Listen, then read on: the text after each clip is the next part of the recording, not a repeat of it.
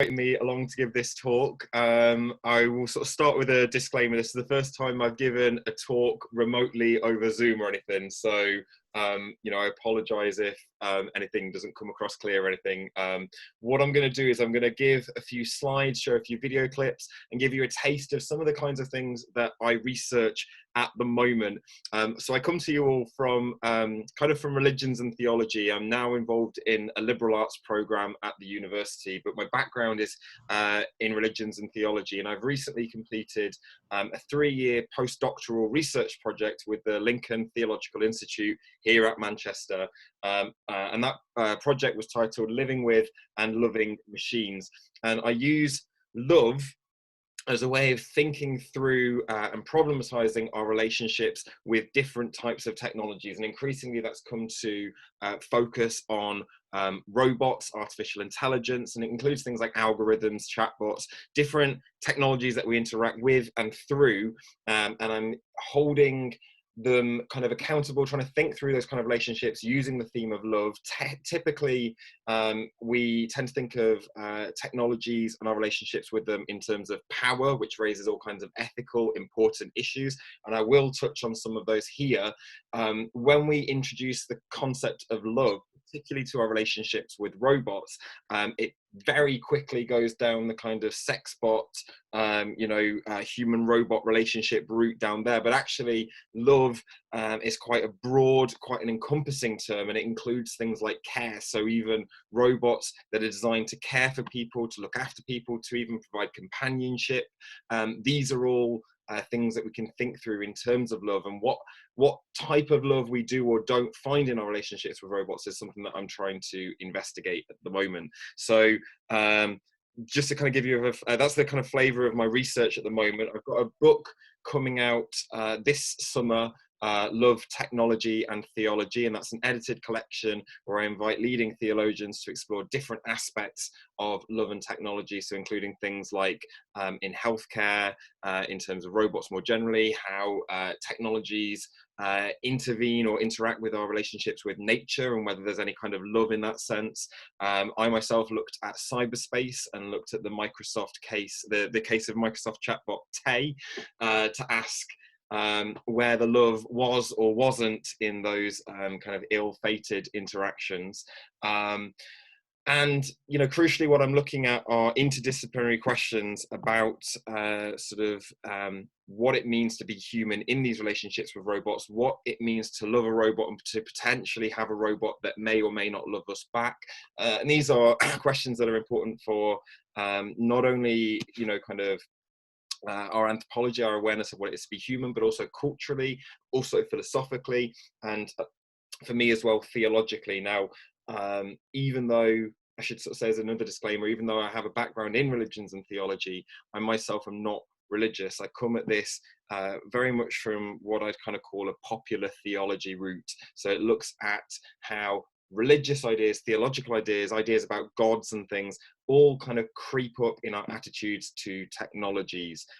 So my PhD, for example, was on cyborgs and theology, and it looked at how human-machine hybrids, the creation and recreation of these kind of beings, for want of a better word, they all have a theological significance that taps into things like the Frankenstein myth, myths of playing God, hubris, all those kinds of things. And I'm looking at similar myths in the context of love and technology. So I hope that gives you enough of a flavour about me and the kind of things that I look at. I've got some slides now, so I'm hopefully going to share my screen, and this is going to work. So I'm just going to start the presentation. So hopefully you can all see the first slide there. I'm just going to minimize the chat window down the side. Where's my mouse going? Hold on, sorry, just minimizing the chat window so I can see the slides. There we go. Okay. So the talk that I'm going to propose to give to you today is titled Projection and Reciprocity in Social Robotics. And I've picked projection and reciprocity as two important ways that we can characterize the types of relationships that we have with robots and the types of relationships that we perhaps seek with robots. And I'll start kind of problematizing some of those relationships and encouraging slightly different ways of maybe approaching them, thinking about them, while also suggesting some of the theological significance of these ideas. So hopefully this is all working for you. I'm going to start off with a bit of philosophy, which also kind of suggests a little bit of theology, just to give you the kind of approach that I'm taking to these topics. So in my research and in the kind of the papers that I'm beginning to now write and pull together, I'm looking at primarily three different types of relationships, three different types of love. Now, as I said at the start, love is a really, really broad and all-encompassing term. Part of that is because the English language doesn't actually give us all of these different or it doesn't readily give us all these different senses or types of love. Whereas in biblical languages, things like ancient Koine Greek, we have different types of love, and they can help us to characterize some of the different types of desire, some of the different types of relationships that we find among people and different entities as well. That's not to say that I'm ignoring or overlooking other types of love. So there are whole psychological dimensions to love. There's a really good book by a scholar called Lee, and I forget his first name at the moment, but he's got this book where he has a theory about the different kind of colors of love, the different types of love, and there's these psychological dimensions. And in this book, he's kind of interacting with these Greek philosophical ideas about love and taking them in different ways. So if you like, I'm going back to the sort of philosophical roots of love in my work. And I'm just going to highlight three of those main types in this talk now, and I'll start off with these, and I'll try to sort of come back to them throughout the talk and hopefully reflect on them towards the end. I'll keep most of the theological stuff quite muted, but I think this is important to start off with. So there are three different types of love primarily in the ancient Greek tradition. One of those is philia, and we hear it in words like technophilia, even in things like philosophy. And basically, philia translates as love, but it's love in the sense of friendship. Aristotle is one of the main theorists.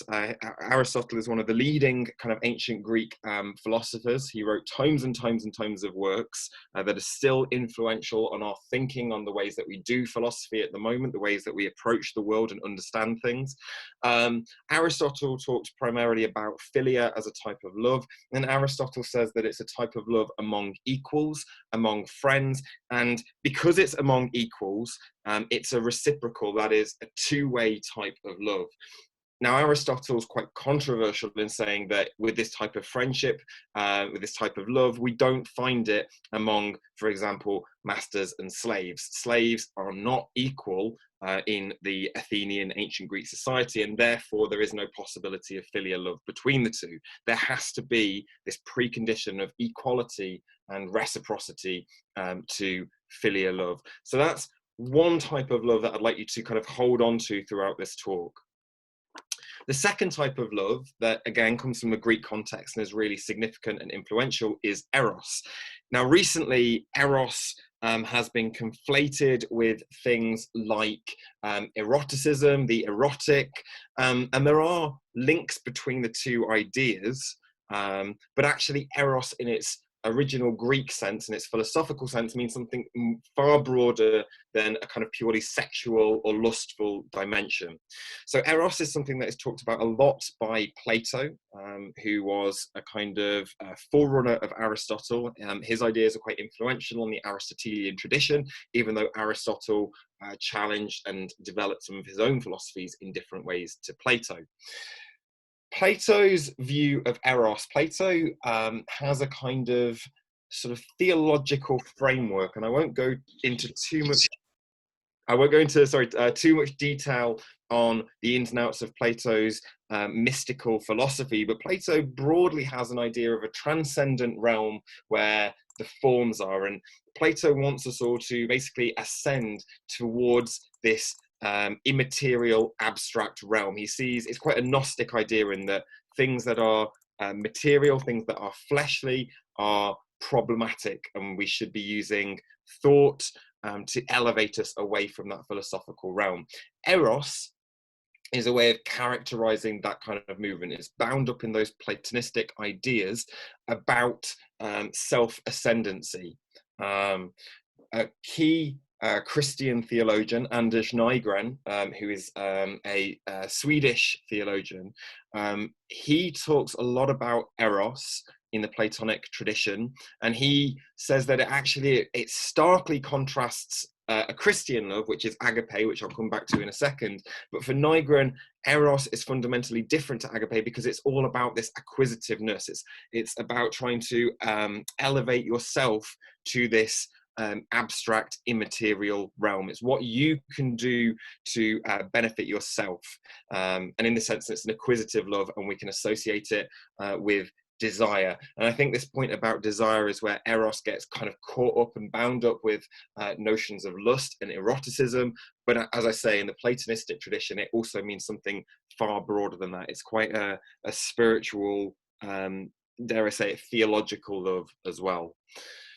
The most theological love that I think we can talk about, though, is a Christian one, and that is this notion of agape. Now, agape is regarded by a lot of Christian theologians as the distinctive Christian contribution to the world. If there is something that is distinct in Christianity, it is this love, this agape. Agape is all about the kind of love that God has, according to Christian teachings, that God has for the world, and that we find modeled in the person of Christ, who is the self-emptying of God into the world. So there's a kind of self-giving there, and then also there's that self-giving in the sense of the crucifixion episode as well. Again, I won't go into too many details on that. I'm happy to pick up on these in the questions if you'd like, but the main thing to pick up on in this notion of agape is that there is a radical emphasis on the other. You place the other so much more above your own self. And I've included this word at the bottom here, kenotic, as a sort of theological term to suggest this kind of Christian movement from self to other, this placing of the other before yourself. So kenosis is a kind of self-emptying, and as I say, this is the way that God kind of came into the world through the person of Christ. It's a kind of self-emptying for the sake and benefit of the other, perhaps even at the expense of the self. So you can see how someone like Anders Nygren, who's contrasting eros and agape, there are these readily available contrasting points. Eros is all about acquisition for the self. Agape is all about giving to the other. And then perhaps somewhere between these, we have philia as a sort of equal reciprocal love. And a lot of philosophers even say that philia is about something where the relationship is more than the sum of its parts. If eros is an emphasis on the self and agape is an emphasis on the other, philia is an emphasis on the relationship itself, if that makes sense. But don't worry too much if it doesn't. This is just three main types of relationships there that I deal with in my work, and I'm looking at the relationship between these three and how we can use insights from these three different types of relationships to explore what it is to be human in the context of advanced technologies, things like robots as well. So hold on to philia, eros, and agape in your minds, and we'll pick back up on these points throughout the talk. These are the kinds of relationships that we have, and what I want to sort of look at in this talk, as I say, the types of relationships that we might find with robots. Well, in order to think about how philia, eros, and agape might or might not apply to our relationships with robots, it's helpful to start by thinking about why we want to seek relationships with robots in the first place. And there's a whole set of different attitudes, different ideas, namely controversial ideas, that people have contributed to this field. So I'm just going to give you a flavour of some of the main arguments that have come up. I'll just take a swig of coffee. So one of the sort of headline benefits of seeking a relationship with the robot is that a robot can help us to combat loneliness. And this has been demonstrated by a lot of psychologists, by even groups of sociologists, working with particularly vulnerable communities, people like elderly groups, and robots can come in and provide a sense of companionship, provide a sense of conversation that actually is clinically proven to combat these ideas about loneliness and these concerns and fears of loneliness. To give you a bit of context on the importance of loneliness, a couple of years ago, the UK government, before, all these things happened with coronavirus and before, kind of Brexit troubles really elevated, it was acknowledged by the government that loneliness is actually one of the biggest concerns of our time. It's one of the biggest rising health challenges of our time, because loneliness has associated with it various risks of anxiety, depression, and mental health problems. So for our overall well-being, combating loneliness is a really, really important thing. And robots are seen as a fairly effective way to help with that and provide a sense of otherness, as I say, conversation, dialogue. Part of this way that robots are combating loneliness is that they do provide this sense of companionship for some people. A lot of studies have shown that even if people are initially reluctant to engage with robots, they do have this sort of suspension of disbelief, if you like, after a while, and I'll come back to this point shortly. And there is this willingness to engage with the robot.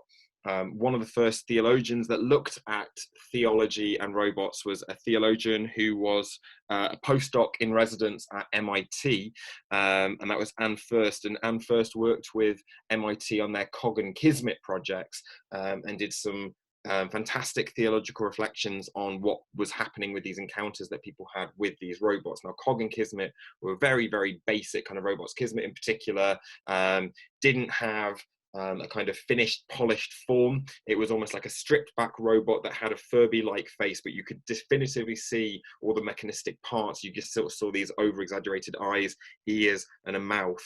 And what First found was, as people were interacting with Kismet, they might be kind of reluctant to invest in the relationship at first, but after a while, because Kismet was trained to respond to facial cues, to sound cues, so if you shouted at Kismet and told it off, it would look sad, and it would kind of respond, or almost seem as if it was responding to what you were saying to it. If you were surprised and happy, Kismet would reflect your emotion, and that affectivity. So affectivity is the sort of technical way that philosophers talk about anything to do with emotion, things beyond pure reason. That affectivity was sort of significant and contributed to the development of a meaningful and significant relationship. So when we think about that in terms of companionship, that's quite an important way that we can explore human-robot interactions and relationships. Now, another point about the benefit of a relationship with robot, and this is slightly more controversial perhaps, is that robots are seen as hassle-free. There are lots of different people who talk about this, but one person in particular is Michael Hauskeller, who is a philosopher from Exeter University.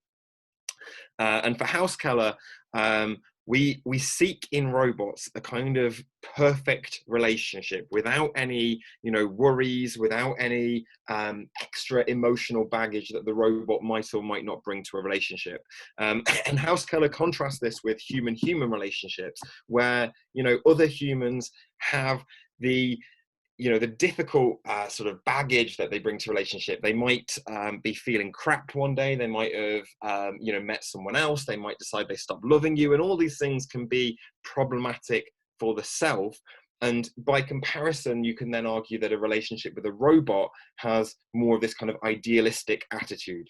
Now, Hauskeller goes on to how we can associate this type of relationship with transhumanism, which is broadly a pursuit of perfection, and we can link that also to Platonistic ideas about gains for the self, denial of responsibilities, entanglements, and vulnerability. But I won't go into that too far. It's a point that I'll throw out there if you want to pick it up in the questions or anything. But that's another argument that people make about why we seek relationships with robots, this point about them being hassle-free.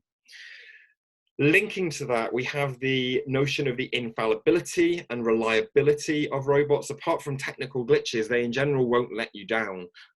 This is something that's being explored in terms of the controversy it raises through sex bots. Do we want this kind of infallible, or do users want an infallible encounter with a robot other that actually doesn't have any of these humans' emotions and feelings? Is that a problem, that we're trying to replace something that is fallible, that isn't reliable, with something that is? And that's where we get these concerns about replacement narratives coming in. It's when we do this straightforward juxtaposition and comparison between human and robot relationships. So that's another sort of argument that people raise there. People also say that a relationship with a robot can be fulfilling, and this is another controversial point. There's mixed evidence on this, but for some people, it can be really, really sort of advantageous and fulfilling to have a relationship with a robot. And this, I think, links to what you seek or desire in a relationship and what kind of model of relationship that you're operating with. If you're working with a primarily Eros-based relationship, where it's all about things you can get for the self, that fulfillment will come if you yourself feel that your needs have been met, with perhaps the minimal cost to yourself as well, on a kind of a rational choice analysis there. If you're prioritizing something, on the other hand, like philia, you will only find fulfillment in that sense of companionship, perhaps, in the sense of having a meaningful relationship with another. And that's a controversial point where there's a lot of debate at the moment, as you can imagine, about how far we're actually there, how close we are ever to getting that kind of companionship and fulfillment. And finally, there's a sort of question of how we might find fulfillment in an agapeic sense, but I'll shelve that and come back to that towards the end. So the question that I want to ask about these relationships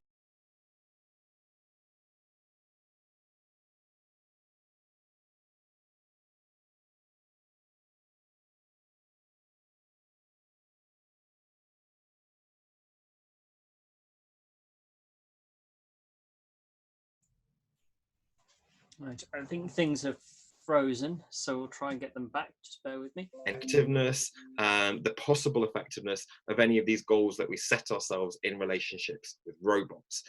So that's the kind of top level of ideas that I'm working with in my research. What I'm going to do now for the purpose of this talk is break it down into a more specific issue that we can still channel these ideas and these different types of relationships through. And that is this point about deception. Now, I've chosen deception because it's one of the foremost issues that people often will find when talking about human-robot relationships. I've recently made some short films with funding from Creative Manchester and Scientists in Congregations, Church of England Fund, to do some research in churches around Manchester, and to also produce some short films where we're interviewing the public who are interacting with various different types of robots, and also interviewing different workers, different groups who might be impacted by the presence of robots in our lives in the future. And most often, this question of deception was raised as a concern. Now, to start off thinking about deception and social robots, I've pulled up one section of the recommendations from the EPSRC sort of guidelines, what they call the principles of robotics. And this was an effort that was the product of many different researchers coming together, roboticists, as well as scholars from the humanities. I think the AHRC, the Arts Humanities Research Council, also contributed to these principles, although it was primarily people from engineering. And they've provided a set of guidelines that should sort of steer or influence the way that we develop robots in the future. And linking to this point about deception is number 4, which I've just pulled up here. And it states in no ambiguous ways, I think it's quite clear and explicit, that robots are manufactured artifacts. They should not be designed in a deceptive way to exploit vulnerable users. Instead, their machine nature should be transparent. And then it goes into more details on this in the next sort of sections. One of the things that is important is this outright explicit reference to deception. Robots should not be designed in a deceptive way. And I think that immediately raises the question, well, what does that mean? What is it to be designed in a deceptive way? And I'll come back to that thorny issue in just a second. But there was also this, excuse me, this argument that robots are artifacts. So that's quite a philosophically significant categorization of what a robot is, as well as what it isn't. So by saying that something's an artifact, it follows in the philosophical tradition of distinguishing persons from things. A robot is a thing, and therefore it is not a person. So bad news for Sophia, the robot that has personhood status in Saudi Arabia. According to these guidelines, Sophia is fundamentally an artifact, just like any other robot. And as it goes on to say, the illusion of the illusion of emotions and intent should not be used to exploit vulnerable users. And again, we have this emotive, significant language of illusion.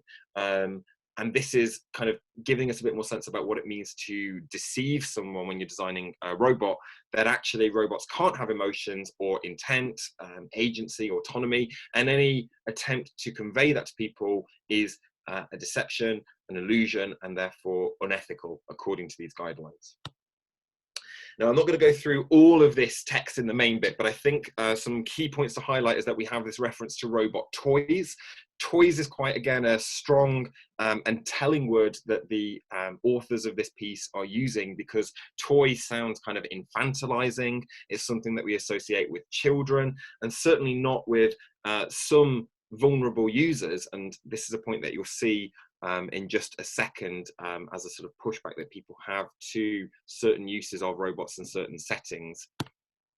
But also, we have this point about the legal version of this rule, this argument against deception, designed to say that although it is permissible and even sometimes desirable for a robot to sometimes give the impression of real intelligence, anyone who owns or interacts with a robot should be able to find out what it really is and perhaps what it was really manufactured to do.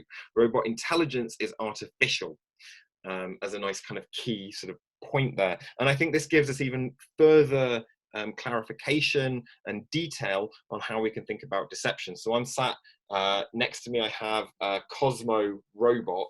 I'm going to hold it in front of the camera. I don't know if the camera is still on and you can see it. But Cosmo is one of the few things that I managed to rescue from my office before lockdown. And I bought Cosmo from my research because on the side it says, almost human, expresses a range of emotions and recognizes yours, makes decisions based on his moods. Which immediately challenges or runs against some of these guidelines that the EPSRC have suggested, because the illusion of emotions and intent should not be used to exploit vulnerable users. Now, Cosmo is all about sort of games and playing. It's all about kind of interactivity in a playful way with children. So this point about robot toys giving pleasure, comfort, and even a form of companionship, Cosmo is designed to tap into all of those things. However, what Cosmo also does is you interact with Cosmo via an app, and you can program Cosmo to do various things through that app, and that arguably helps you to sort of see what the robot really is and what it was really manufactured to do. So it's almost kind of peeping behind the curtain, drawing back the curtain in the sort of Wizard of Oz style image. The problem with this, though, is when it comes to, I mentioned robots like Sophia earlier on having personhood.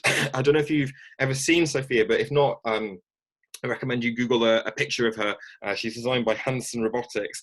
Sophia looks humanoid. She has a human form, and I'd say she there as a pronoun, but we'll push that aside for a second, because there's no easy way to kind of refer to Sophia. She has this human form, she has a human-like appearance, but also behind her head you can see a sort of transparent casing, so you can see all the wires and gizmos and computational parts beneath the surface. Now, in one sense, you can say that that is showing her true robot nature, but in another sense, we've still given her, or Saudi Arabia has still given her personhood. Now, even though that's perhaps largely theatrical, performative, there's still something significant going on there that perhaps shows us that even though we have the means to not deceive ourselves, the mechanisms of deception are still there. So we need to probe this a bit further.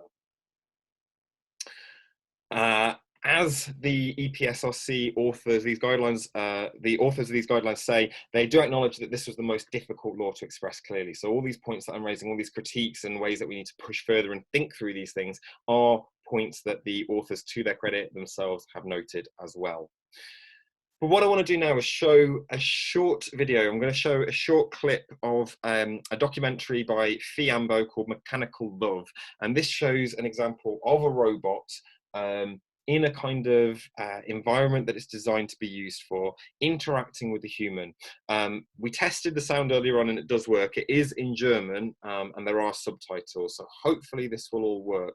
But I'm going to show this clip to demonstrate some of these issues and problems with thinking about deception, and I've added in this notion of self-deception, which is something that I'll pick up in the follow-up to this video. So I'm going to show this short clip, see what you make of it, and see what questions about deception and self-deception perhaps arise from this.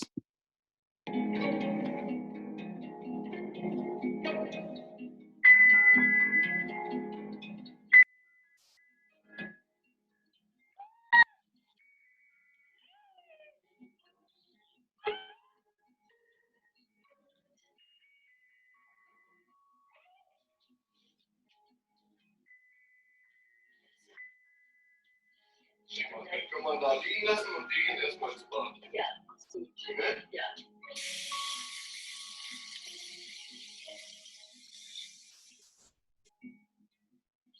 Bitte schön. Ja, was ist denn? Aber meine Stimme kennst du schon. Ja, meinen Sie, ihr kennt die Stimme? Ja, also erstens mal ruhig ist. Ja, oder der hört einfach nur die Stimme. Ja, der hört, also nur hören. Nicht ja, ich komme. Prima. Das macht nichts. Ich kann ruhig mal ein bisschen. Prima. Sehr schön. Ei, ei. Das kann ich auch sagen. Ei. Oh Gott, ist das nett. Ist das schön. Ja, an und für sich ist es ja gewaltig, wie so ein Tier arbeiten kann, ne? Nur mit Strom. Ja, ja, genau. Ne? Das ist ja eine Maschine wie eine Kaffeemaschine zum Beispiel oder ein Toaster. Ja, ne? Ja. Man kriegt Strom aus der Steckdose. Ja. Und da drin sind lauter Drähte und Batterien. Und so, aber wie ein lebendes Wesen. Genau, kommt einem so vor. Ne? Wie ein lebendes Wesen. Vor allen Dingen ist es für viele kranke Menschen. Ist das dass sie wieder aufmerksam werden. Genau, dass auch mal ein bisschen Liebe geben können, streicheln, Kontakt haben. Das ist schön. Ja. Dann wünsche ich noch viel Spaß. Hm? Oh, ja. Tschüss erstmal. Ne? Ja. Okay. Also. Ja, die läuft nicht weg. Die bleibt hier noch. Die bleibt noch hier. So for anyone unfamiliar with that, that's Paro the seal. And it's developed for use, particularly in care homes and nursing homes, such as those shown in the video, to interact with and provide company and companionship for some of its residents, people like Vera, who we saw in the video there. And I think what's kind of significant is we see the benefits perhaps of interactions with Paro, and why, you know, these robots can bring positive things to their users.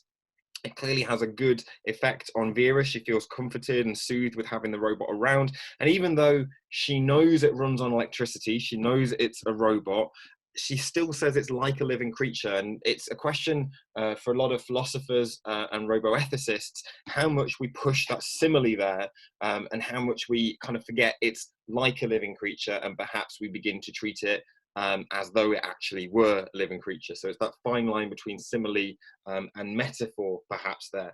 But what is key is that for this robot to be effective, there has to be a degree, if you like, of self-deception, a willing suspension of disbelief, if you like, on the part of the user to engage and engage with the robot and entertain this kind of relationship and make it develop and come to something. When I did focus groups with some church groups in Manchester, we talked about Paro the seal, and we looked at some newspaper clips and some different stories about Paro.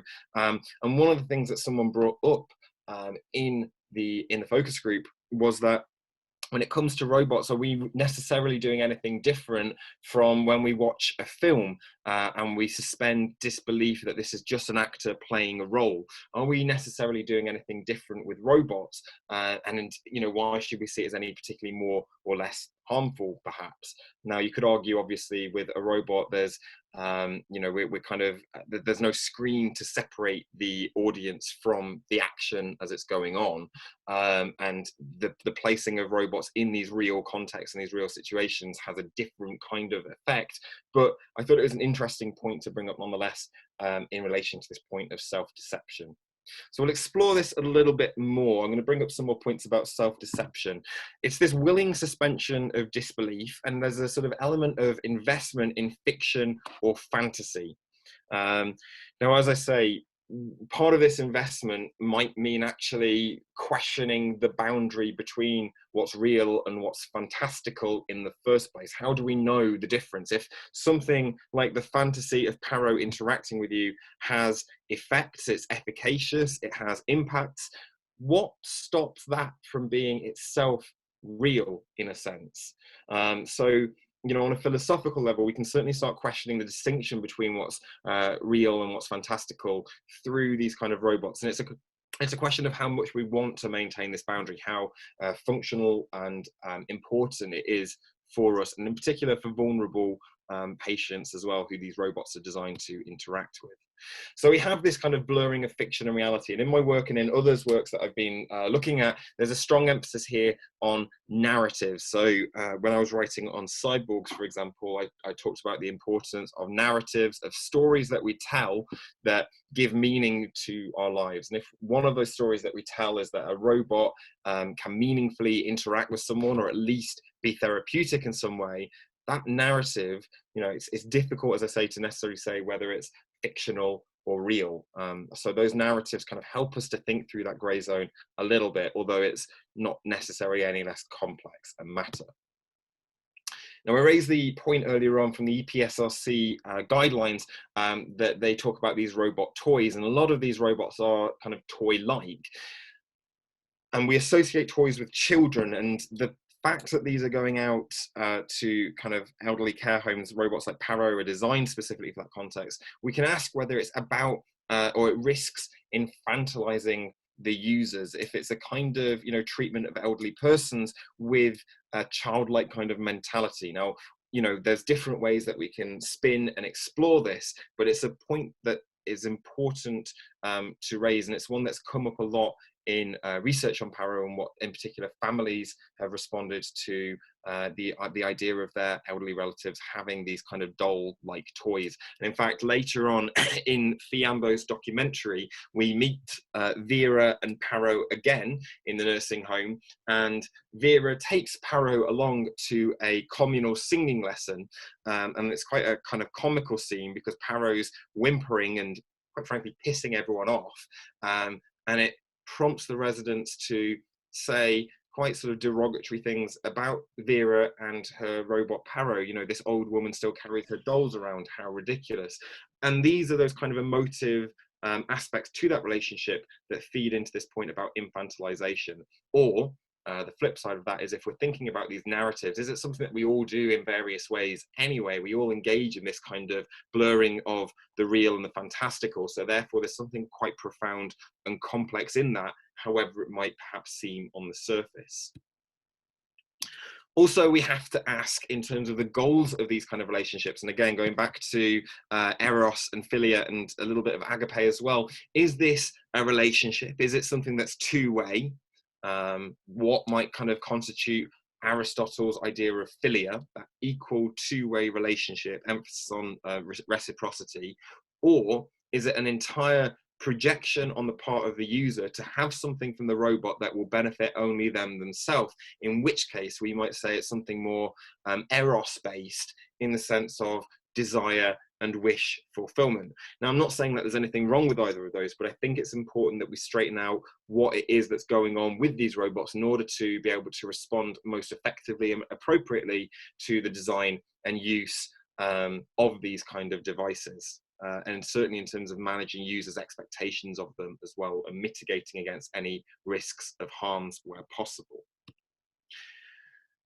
Now, all these points about self-deception are kind of problematized even further when we think about the psychology of what in us lends ourselves to want to project feelings and emotions and things onto these robotic devices. So all of these points I'm kind of labeling under the term anthropomorphism. If you're not familiar with that term, it basically breaks down from two Greek words. One of the benefits of studying theology is you get to learn how nearly every word we have in the English language comes from the biblical Greek. Anthropo is anthropos, as in anthropology, so it's the human, and morphism is kind of resemblance, shape, or form. So anthropomorphism is anything that looks like a human. And Hiroshi Ishiguro, which I think is the man on the right, is pictured here with his robot doppelganger. This demonstrates the aesthetic anthropomorphism, where we design robots that look like humans, and this taps into conversations around uncanny valley, which I won't go into too much detail on, but again, happy to pick up on in the questions. Uncanny valley being this kind of principle where we want to ultimately get past our concerns about robots that look human-like and get the ones get to a point where robots look so convincingly human that it actually just makes sense to engage in human or human-like relationships with them, because you know it's all of these hurdles that that hold up. You know, it's all these points that make it seem deceiving, make it seem problematic, that stop us from suspending our disbelief. All of these hurdles are kind of overcome in these various ways. So aesthetics is one key way. It doesn't have to be anthropomorphic aesthetically. I'll come back to a different example of a robot shortly that draws on aesthetics in different ways, but certainly anthropomorphic aesthetics is an important dimension. And as I say, Ishiguro and his lab are doing a lot of research into this, a lot of controversial research, needless to add. Another dimension of anthropomorphism is this kind of keyword again of affectivity. Hopefully this clip will play. So affectivity is, as I said earlier on, anything to do with emotions, feelings, things that aren't just encompassed by the rational. And affectivity is arguably a fundamental part of our human psychology. It's not something that's new to the robotic condition. And in fact, two psychologists, Fritz Heider and Marianne Simmel, in 1944, demonstrated with this kind of experiment here that actually, you know, these shapes that are moving around the screen to a viewer, we can certainly impose a narrative or project a narrative upon these shapes and sort of see what's going on. Whereas actually fundamentally, on the real level, all that's going on is some shapes are moving around a screen. We are projecting everything else onto it. And because we so naturally, it seems, do these kind of projections, it's really difficult, as the EPSRC acknowledge, it's really difficult to say when something is being deceptive or when we are being harmfully, perhaps self-deceptive. It's almost how we save ourselves from our own psychology in this kind of context here. So again, these shapes are just moving around and we project this affectivity into it. There's nothing arguably inherent going on in the shapes. This is all things that we are projecting and imposing onto it. So these are kind of anthropomorphic. I say that these shapes are kind of anthropomorphic because we're projecting human-like emotions on something. So even though these shapes certainly do not look human-like, I mean, you could argue that if you had a stick figure, in fact, that'd be quite an interesting experiment, would a stick figure prompt any more or less emotions from us in this kind of context? But certainly the emotions that we're projecting are recognizably human, or we're familiar with them in a human sense. Other robots aren't strictly bound to these sort of human-centered, anthropocentric perspectives, and a group of researchers at Sheffield Robotics. Also, I've got a bit of feedback there. Okay, so a group of researchers at Sheffield University, Sheffield Robotics, between Sheffield University and Sheffield Hallam University, have designed this little robot here called Miro, M-I-R-O. Miro is designed to be biomimetic, which basically means it mimics and kind of copies examples from nature. Now, Miro is designed to be a kind of pet-like critter, and this is one of the robots that we did some research with and included in our documentaries, which will be going up online, hopefully, over the next couple of weeks, if not months. But Miro is consciously designed to have an appearance of certain animals. It's designed to mimic typically prey-like animals because they draw out our nurturing instincts and responses. They make us want to care for and look after this kind of robot. So the fact it looks like a kind of cow, a rabbit, a dog, all of these things, they draw out our affective sort of proclivity to care for this kind of creature. So there's all these different parts of the design of Miro that tap into that, but also not in terms of its aesthetic design, or not only in terms of its aesthetic design, but also Miro's computational makeup is designed to tap into sort of these biomimetic principles as well. So Miro is designed to have 3 layers of cognitive neural thinking, and this is where my expertise really runs dry. So I'm not going to go into too much detail on this, but the researchers who have expertise in psychology, animal behavior, they consciously try to program Miro so that it has these reflexes and these systems that again mimic different biological kind of creatures and their processes. So Miro has core needs, and then it has sort of supplementary needs, and it has social needs, and it will sort of operate or kind of take autonomous action according to this kind of hierarchy, this processing of needs. So that's just a kind of general overview of Miro's kind of programming there. There are links here so you can follow up on more detail on Miro if you wish. That's the kind of gist of what I wanted to say about deception, these points about self-deception, thinking about how we can't seem to stop ourselves from projecting aesthetic and affective emotions or sentiments onto these things that we're interacting with. And this brings me to some more philosophical points perhaps about relationality. Now, relationality is basically anything to do with relationships. It's all about any kind of relationship that we have. So it's not just a relationship in a loving sort of conventional sense, but you can say that you engage in relationalities with the technologies around you, the environment that you're in, all of, you know, kind of nature, the living world, that kind of thing. So relationality is all about tapping into and acknowledging the complexity of those interactions that we have with our surroundings. Now, according to relational theorists, we have this point about, or what we've covered on, touched on so far, is this idealism of a response that we seek from robots. And because that's what we seem to be striving towards, it means that we can project it when it's not necessarily authentically there. And this is where certain relational theorists will talk about what an authentic relationship is, where there's got to be more kind of agency behind it, there's got to be more decisiveness, and, you know, more of those things that we typically associate with love. So love, as I say, is something we more associate with relationship, and relationality is more about those kind of complex webs of interactions and things. This point about authenticity is something that we characterize or associate with the loving relationships that we have. We seek that response, and when it's not necessarily authentically there, we can project it. Now, this point about authenticity, I suggested earlier on that there's a key philosophical distinction between persons and things, and this links to people like Immanuel Kant, a famous Enlightenment philosopher, but it's been deeply influential on the whole Western tradition, really, in particular. One Jewish philosopher takes up this distinction and calls upon a kind of opposition, separation between relationships between the I and the it, and the I and the thou.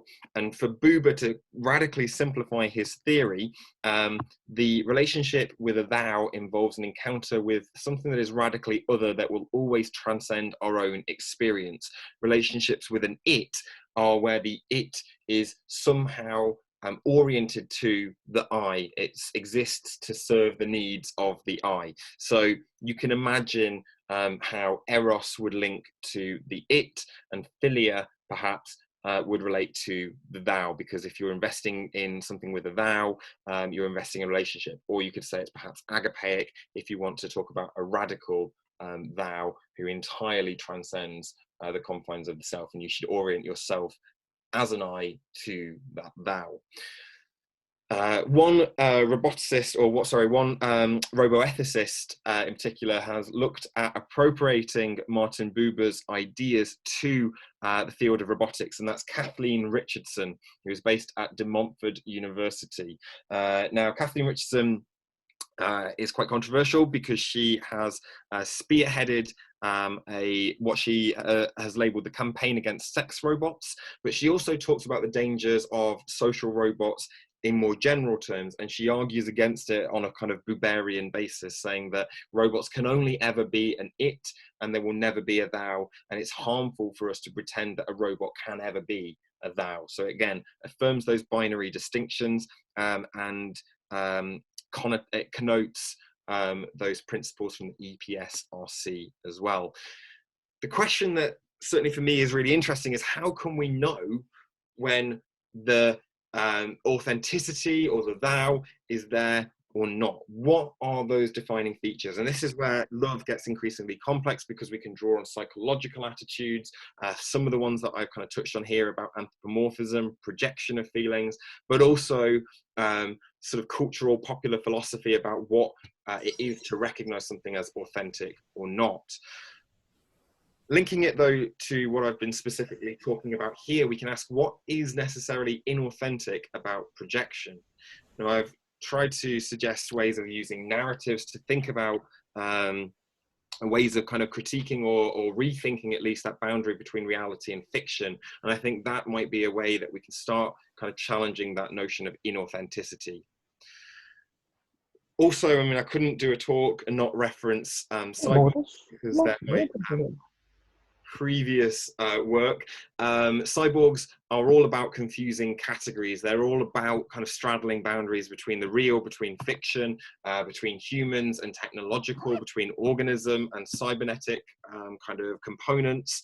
And this confusion of categories links to what I was saying about relationality as a broader network of things that are constituted by their relationships. And this can also help us to kind of challenge and rethink what we mean by authenticity, as well as how important and how much weighting we give to something like authenticity and inauthenticity as a critique of our interactions with robots. So again, it's a question of what goals that we want from our robots, and perhaps what paradigm of relationship, be that philia, eros, or agape, where you're using to instruct the development of these machines, and our expectations from them as well.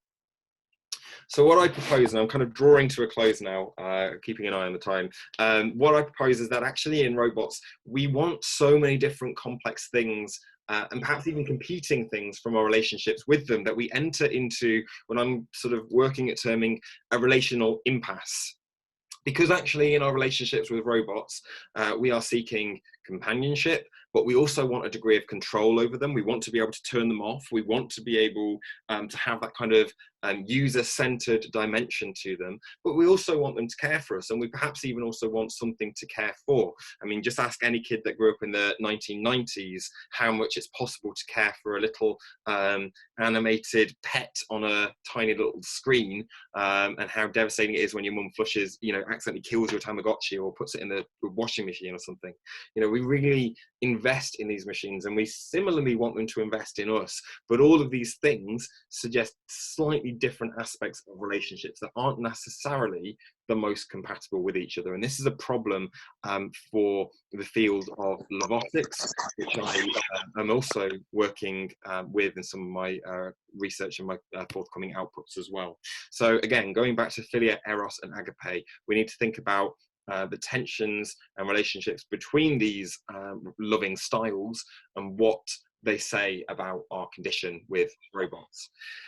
So human-robot interaction features all of these, and we need to think about our desires. We need to think about actually what we want and what we should be cultivating in these relationships. And then we also need to think about something that I've been gesturing towards in this talk, which increasingly I'm seeing as I do more and more research on the subject. There's a difference between interaction and relationship. And I think it taps into what was said about the toy-like robot earlier on. They captivate our attention, these robots, but can they necessarily be part of a relationship where it's more than just a 10-minute you know, gaming encounter, an interaction, and then you move away and pull away from it? So this idea of love as sustaining something more in terms of a relationship, do we want to cultivate that in our encounters with robots? And that's the question, again, that I think philia, eros, and agape can help us think through.